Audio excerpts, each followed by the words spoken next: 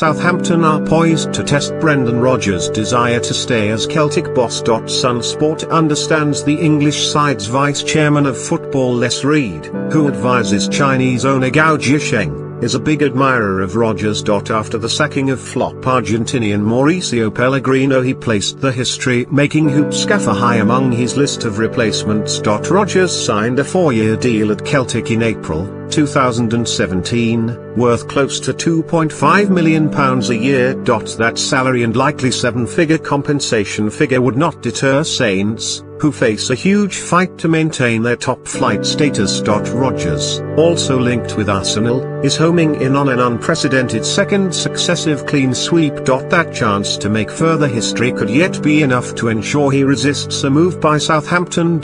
Saints chief Reed sees his brand of attacking football, ability to improve players, like Rodgers dramatically has at Celtic since May 2016, and tactical nous as being perfectly suited for the St Mary's Stadium. But Rodgers may well believe he can do better than Southampton if and when the time comes to leave Celtic.